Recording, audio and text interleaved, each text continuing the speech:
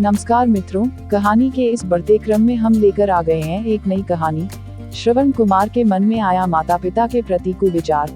श्रवण कुमार ने अपने माता पिता को क्यों छोड़ना चाहा? जानिए क्या कहा माता पिता ने। श्रवण कुमार की कहानी तो आप सभी ने सुनी ही होगी। उन्होंने अपना समस्त जीवन अपने अंधे माता पिता की सेवा में लगा दिया था। स्वयं की परवाह न करते हुए वे अपने माता पिता के सेवा में सदैव लगे रहे। यह कहना गलत नहीं होगा कि वे अपने माता पिता के भक्त थे। उन्होंने अपनी सेवा से एक उदाहरण स्थापित कर दिया था, जिसकी वजह से आज भी एक योग्य बेटे की तुलना श्रवण कुमार से की जाती है। सभी माता पिता की यह इच्छा होती है कि उनका बेटा भी उनकी उसी प्रकार सेवा और इज्जत करे जैसे श्रवण कुमार करते थे। साधारण सी बात है कि आज के समय में कोई भी पुत्र इतनी सेवा करने में सक्षम नहीं है, परंतु इसका मतलब यह नहीं कि वे माता पिता की इज्जत नहीं करते।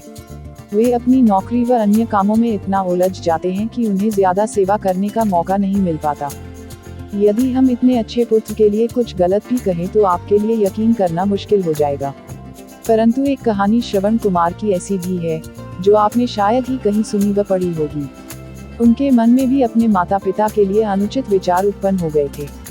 क्यों? आइए जानते हैं इसके पीछे की पूरी कहानी। एक दिन श्रवण कुमार अपने बूढ़े माता पिता को कांव में बिठाकर तीर्थाटन के लिए निकले थे। चलते चलते वे गुजरात पहुंचे। शाम का समय हो चुका था तो उन्होंने विश्राम करने का सोचा। चूंकि वे नदी के किनारे थे, वहां से कोई भी गांव नजदीक ही होता। थोड़ा ढूंढने पे उन्हें दोहद नाम का एक गांव मिला और वे वहीं रुक गए।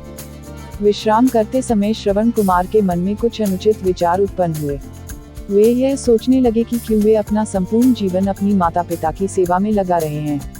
क्या उनका जीवन माता पिता की सेवा में ही निकल जाएगा?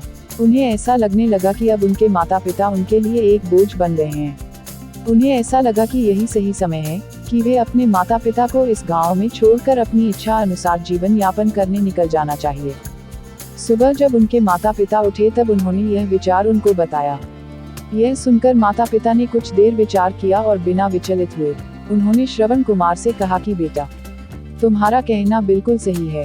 हम तो अब वृद्ध हो चुके हैं, हमने तो अपना जीवन जी लिया है, परंतु तुम्हारे सामने तो संपूर्ण जीवन बाकी है। तुम हमारे लिए कब तक अपने सुखों को त्याग कर कष्ट सहते रहोगे?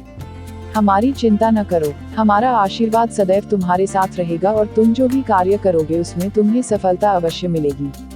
इतना कहकर माता पिता ने श्रवण कुमार से अनुरोध किया कि जाने से पहले वे उनको नदी के दूसरी ओर छोड़ दें, जिससे वे वहीं नदी किनारे अपना बचा हुआ जीवन व्यतीत कर सकें।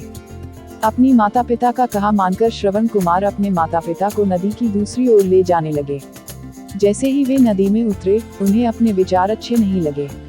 उन्हें लगा कि वे ही तो अपने माता पिता के एकमात्र सहारा हैं। यदि वे ही उनके साथ नहीं रहेंगे तो उनकी सेवा कौन करेगा? उन्हें लगा कि अपने माता पिता की सेवा से बड़ा कर्तव्य इस जीवन में और है ही नहीं। नदी पार करके उन्होंने अपने माता पिता से क्षमा मांगी और उनके चरणों में आना शीश रखा।